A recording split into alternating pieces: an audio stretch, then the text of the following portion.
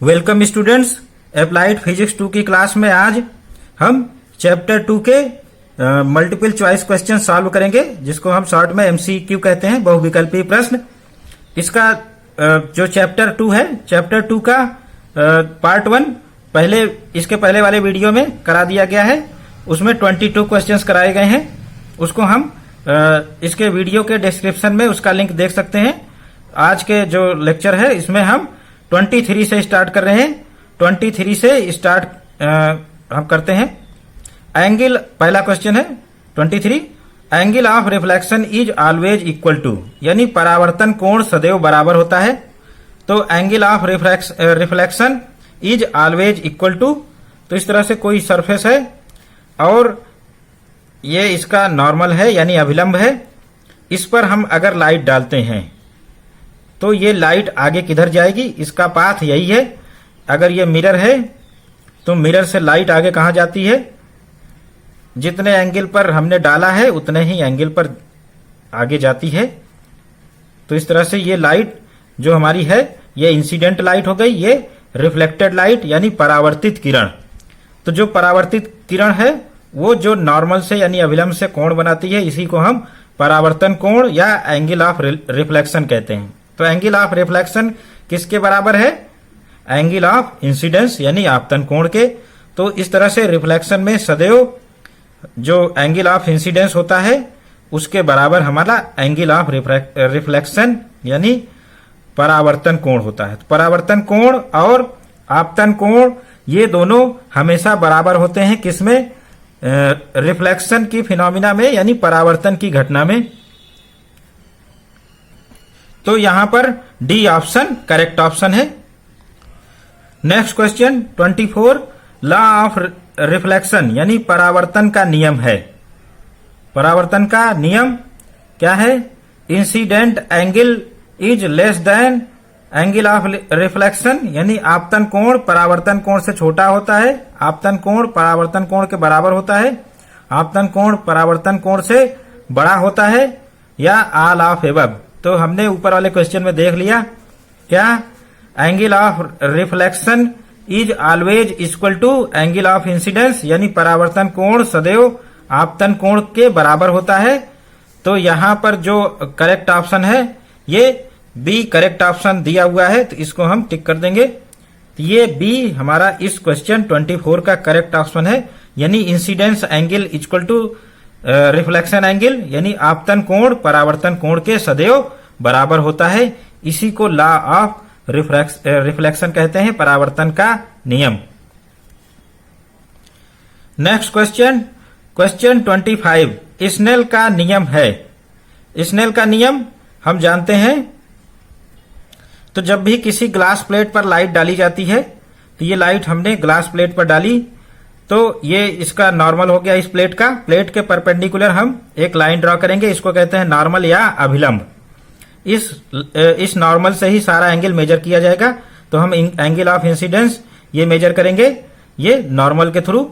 Normal से कितना angle बना रहा है, ये आपतन कोण हो गया। और फिर लाइट चूंकि डेंसर मीडियम में जा रही है, सघन माध्यम में, तो ये नॉर्मल की ओर झुक जाएगी और इसका पाथ आगे इस तरह से होगा। यहां भी इंटरफेस है दो मीडियम का, तो यहां भी इंटरफेस पर लाइट रिफ्रैक्ट होगी। तो हम इसकी चर्चा करेंगे। तो यहां पर जो रिफ्रैक्टिव इंडेक्स है N1 पहले मीडियम का, N2 दूसरे मीडियम का। तो स्नेल ने बताया N2/N1 यानी refractive index of second medium is with respect to first medium, दूसरे माध्यम का अपवर्तनांक with respect to first medium, इसको कहते हैं N2/N1 या 1N2। चाहे हम इसको 1N2 कहें या N2/N1 कहें। और ये चीज क्या होती है, sine I upon sine R के बराबर होती है। तो इस तरह से जब भी हम sine I upon sine R लिखते हैं, इसमें सेकेंड मीडियम का रिफ्रैक्टिव इंडेक्स निकलता है विथ रेस्पेक्ट टू फर्स्ट। तो इसलिए N2/N1 equal to sine I upon R, ये ऑप्शन करेक्ट है। तो इस तरह से हम 1N2 equal to N2/N1 equal to sine I upon sine R ये होता है। और अगर हम इसका उल्टा लिखना चाहें, यानी 1n2 और 2n1 इसमें संबंध लिखना चाहें तो इसका उल्टा हो जाएगा, क्या हो जाएगा 2n1, तो ये उल्टा हो जाएगा, रिवर्स 2n1 ये रिवर्स ऑर्डर में इक्वल होगा। तो 1n2 यानी दूसरे माध्यम का अपवर्तनांक with respect to first medium ये इक्वल होगा 1 अपान फर्स्ट मीडियम का refractive index with respect to second medium. Next question हम करते हैं, ये इस क्वेश्चन का आंसर 25 का बी करेक्ट है, n2 upon n1 equal to sine I upon sine R. Next question इसी से रिलेटेड है 26, which is relation for refractive index यानी अपवर्तनांक के लिए कौन सा संबंध सही है। तो हम रिफ्रैक्टिव इंडेक्स के लिए देखते हैं क्या है 2n1 यानी फर्स्ट मीडियम का refractive index with respect to second n2 upon n1। तो यहां n2 का रिफ्रैक्टिव इंडेक्स निकल रहा है जबकि इस लेफ्ट साइड में n1 का, तो ये ऑप्शन रॉन्ग हो गया। क्या हो गया 2n1 equal to n1 upon n2, यहां फर्स्ट मीडियम का रिफ्रैक्टिव इंडेक्स निकल रहा है और राइट साइड में भी फर्स्ट मीडियम का रिफ्रैक्टिव इंडेक्स निकल रहा है, इसलिए ये करेक्ट ऑप्शन है। तो ये 2n1 equal to n1 upon n2, तो ये करेक्ट ऑप्शन हो गया। सी भी इनकरेक्ट है, डी भी इनकरेक्ट है। तो इसको दिमाग में सब लोग बैठा लेंगे। 2n1 जिसका रिफ्रैक्टिव इंडेक्स निकालना होता है उसको हम लास्ट में यूज करते हैं इधर, और जिसके रेस्पेक्ट में निकालना होता है उसको लेफ्ट साइड में यूज करते हैं। तो इस तरह से लेफ्ट इंडिसेस हमारा किसके रेस्पेक्ट में निकालना है और राइट इंडिसेस किसका निकालना है वो है। तो नेक्स्ट क्वेश्चन हम करते हैं 27, in plane polarise light angle between plane of vibration and plane of polarisation is, यानी समतल ध्रुवित प्रकाश में कंपन तल और ध्रुवण तल के बीच का कोण होता है। तो इस तरह से हमारे समतल ध्रुवित प्रकाश में प्लेन पोलराइज लाइट में कंपन तल व ध्रुवण तल के बीच का कोण 90 डिग्री होता है, क्योंकि कंपन तल वो तल कहलाता है प्लेन पोलराइज लाइट में जिसमें वाइब्रेशंस होते हैं। इलेक्ट्रिक वेक्टर के जो वाइब्रेशंस है या कंपन है जिस प्लेन में होते हैं उसको कंपन तल या प्लेन ऑफ वाइब्रेशन कहते हैं। तो ये हमारा प्लेन ऑफ वाइब्रेशन हो गया जिसमें इलेक्ट्रिक वेक्टर के कंपन ऊपर नीचे हो रहे हैं प्रकाश के चलने की दिशा के लंबवत, और दूसरी दिशाओं के कंपन यहां पर कट कर दिए गए हैं, यानी यही समतल ध्रुवित प्रकाश है। और इस कंपन तल के लंबवत प्लेन एक मिलेगा जिसमें कोई भी वाइब्रेशन या कंपन नहीं होंगे, इसको प्लेन ऑफ वाइब्रेशन यानी प्लेन ऑफ पोलराइजेशन यानी ध्रुवण तल है। इसी तल से हमने प्लेन पोलराइज लाइट प्रोड्यूस करने के लिए इस इलेक्ट्रिक वेक्टर के कंपनों को हटाया है। तो ये प्लेन ऑफ पोलराइजेशन यही ध्रुवण की घटना हुई है और प्लेन ऑफ वाइब्रेशन इसके परपेंडिकुलर होता है। इसलिए कंपन तल व ध्रुवण तल के बीच में जो कोण होता है वो 90 डिग्री का, ये एक दूसरे के परपेंडिकुलर होते हैं। तो plane of vibration and plane of polarization are perpendicular to each other.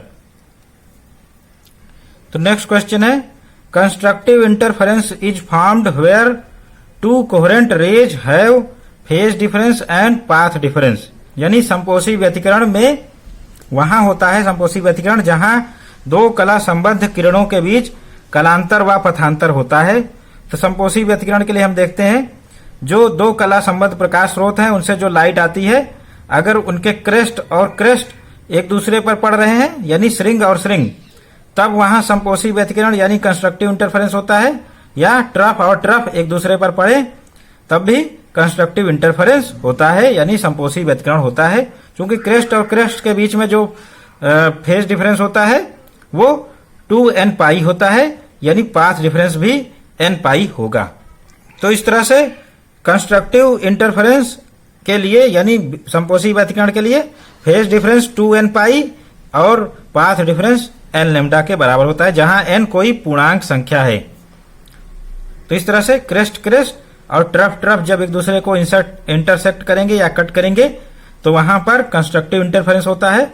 और फेज डिफरेंस क्या हो सकता है 2n पाई, 2n पाई का मतलब 0 हो सकता है, 2 पाई फेज डिफरेंस 0, 2 पाई और क्या हो सकता है 4 पाई एंड 6 पाई। इस ऑर्डर के हमारे जो फेज डिफरेंस है ये भी प्लस माइनस होंगे। तो इस तरह से प्लस माइनस 2n पाई इस ऑर्डर के फेज डिफरेंस होंगे। इनका हम अगर पथांतर निकालें पाथ डिफरेंस तो ये आता है एन लेमडा। तो ये एन लेमडा पाथ डिफरेंस आ गया। तो ये ए ऑप्शन हमारा इसमें सही है। इसी प्रकार से इसी पर बेस्ड एक दूसरा question 29, destructive interference is formed where two coherent rays have phase difference and path difference, यानी विनाशी व्यतिकरण होता है जहां दो कला संबद्ध किरणों के बीच कलांतर व पथांतर होता है। तो यहां पर डिस्ट्रक्टिव इंटरफेरेंस के लिए क्या होता है, क्रेस्ट ट्रफ से इंटरसेक्ट करे या ट्रफ को हम डॉटेड लाइन से, यानी गर्त को डॉटेड लाइन से बना रहे हैं, क्रेस्ट को कंटिन्यूअस लाइन से बना रहे हैं। तो यहां पर इंटरसेक्ट किया और इसी तरह से ट्रफ क्रेस्ट को इंटरसेक्ट किया। तो इस तरह से crest trough and crest trough, तो इस ऑर्डर की इंटरसेक्टिंग होगी। तो यहां पर डिस्ट्रक्टिव इंटरफेरेंस होंगे। तो इनके बीच में जो पाथ फेज डिफरेंस है वो हम जानते हैं, वो कितना होता है, पाई, 3 पाई, 5 पाई, इस तरह का होता है। तो इसको हम कम्युलेटिव रूप में 2n-1 पाई, जहां n की वैल्यू 1, 2, 3 कुछ भी हो सकती है, कोई भी इंटीजर। तो इस तरह से इसके करेस्पॉन्डिंग जो पाथ डिफरेंस आता है, पाथ डिफरेंस में हम पाई को हटा के λ/2 रखते हैं। तो जब हम फेज डिफरेंस और पाथ डिफरेंस में करते हैं तो पाई को हटा के λ/2 रखेंगे हर जगह।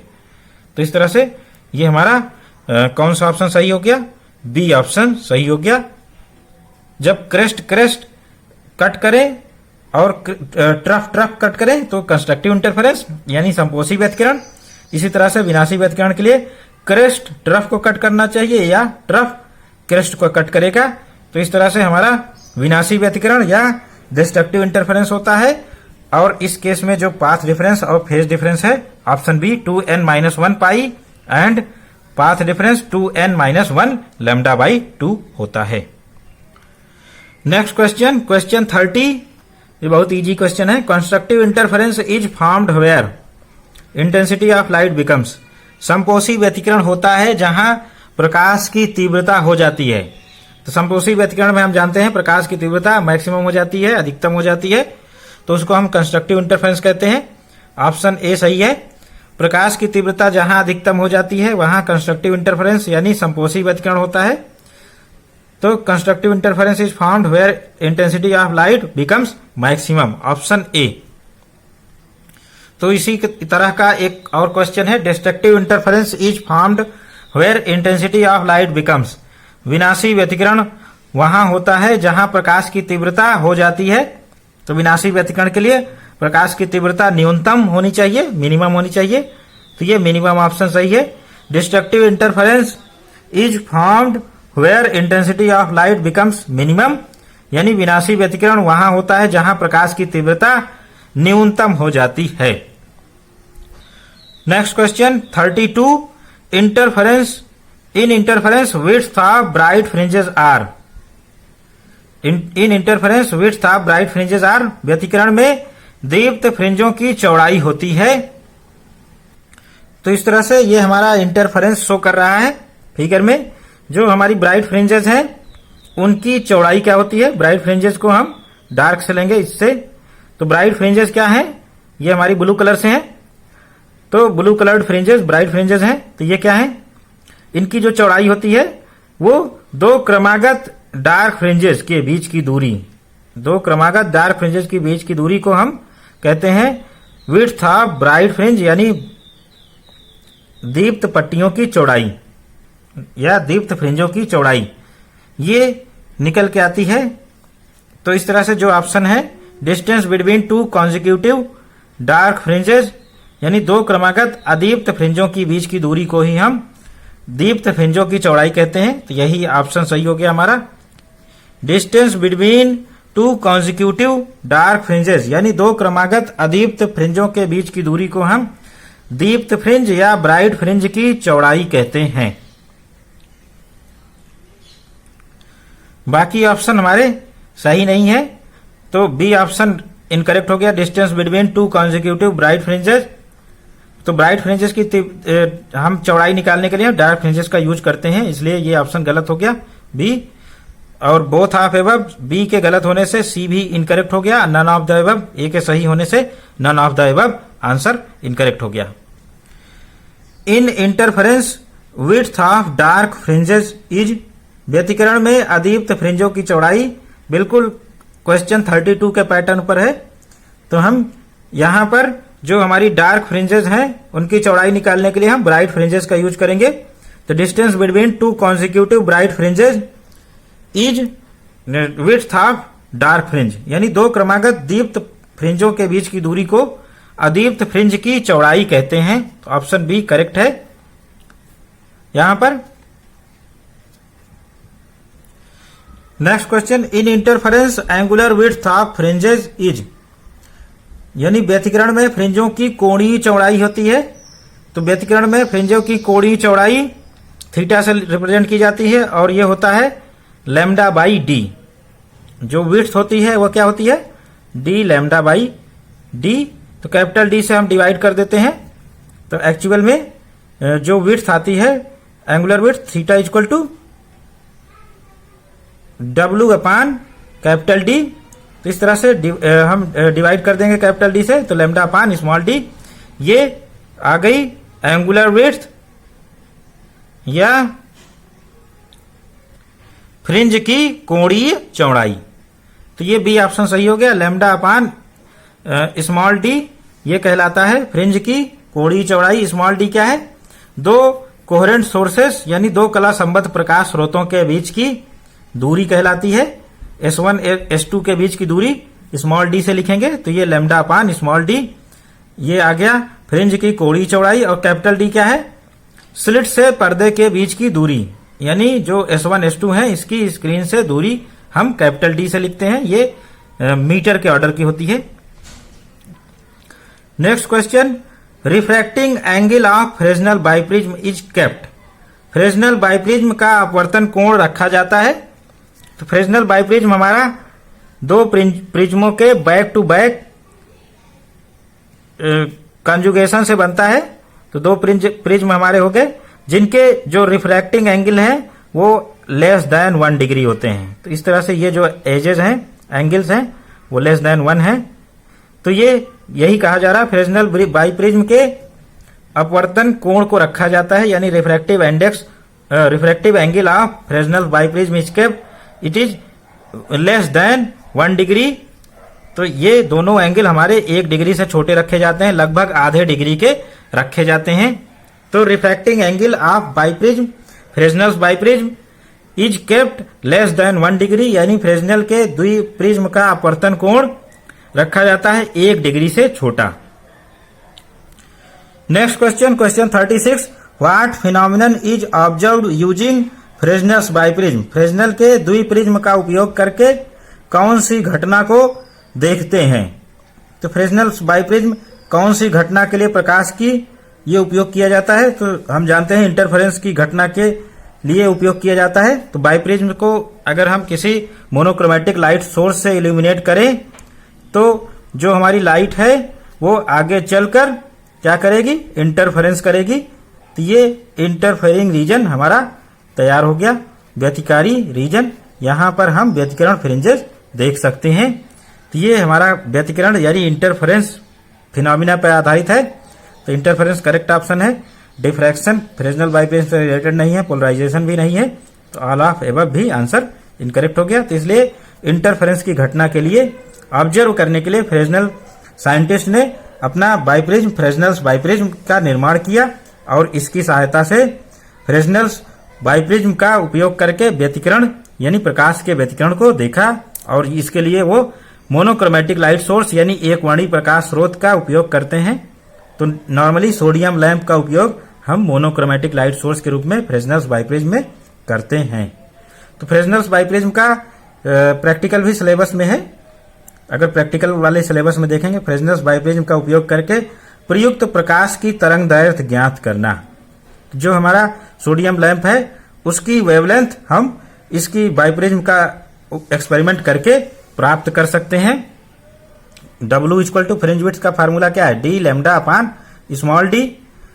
तो W हम ज्ञात कर लेंगे। इस बाइप्रिज्म द्वारा फ्रिंजे प्राप्त कर लेंगे और फ्रिंजों पर W फ्रिंज की चौड़ाई ज्ञात कर लेंगे।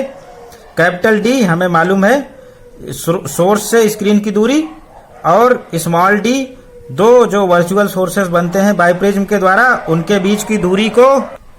तो इस तरह से लैम्डा की वैल्यू कैलकुलेट की जा सकती है। लैम्डा की वैल्यू कैलकुलेट करने के लिए बाइप्रिज्म नॉर्मली यूज किया जाता है। फिर हम नेक्स्ट क्वेश्चन देखते हैं। Interference on increasing distance between two slits D fringe width will be. व्यतिकरण में दो स्लिटों के मध्य दूरी बढ़ाने पर फ्रिंज की चौड़ाई क्या होगी?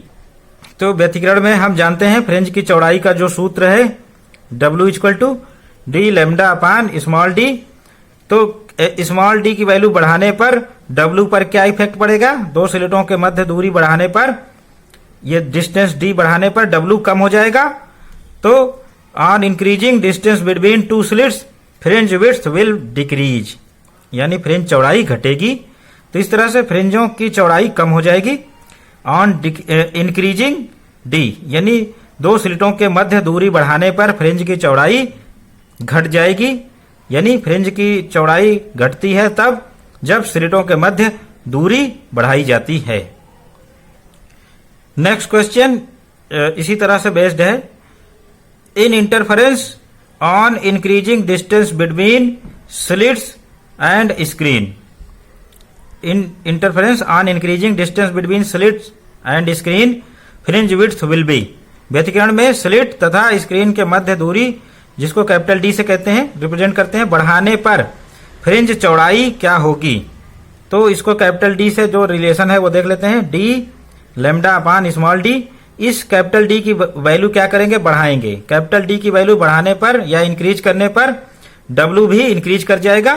तो इस तरह से D को इंक्रीज करने पर फ्रिंज विड्थ ये भी इंक्रीज कर जाएगा। तो ए ऑप्शन हमारा सही हो गया। तो इस तरह से on increasing distance between two slits and distance between screen and slit capital D fringe width will be increased, यानी व्यतिकरण में स्लिटों व स्क्रीन के मध्य दूरी D कैपिटल D बढ़ाने पर फ्रिंज चौड़ाई बढ़ जाएगी। Next question 39। On increasing wavelength of coherent light used in interference on increasing the wavelength lambda of coherent light used fringe width will be. व्यतिकरण में प्रयुक्त प्रकाश कला संबद्ध प्रकाश की तरंगदैर्घ्य लैम्डा बढ़ाने पर फ्रिंज की चौड़ाई क्या होगी? लैम्डा पर dependency D lambda upon small d। तो लैम्डा अगर इंक्रीज करेगा तो क्या होगा? W भी इंक्रीज करेगा, इसका इफेक्ट यही आएगा। तो इस तरह से ए ऑप्शन सही हो गया। In interference on increasing wavelength of coherent light used fringe width will increase, यानी व्यतिकरण में प्रयुक्त कला संबद्ध प्रकाश की तरंगदैर्घ्य बढ़ाने पर फ्रिंज चौड़ाई बढ़ जाती है। Next question.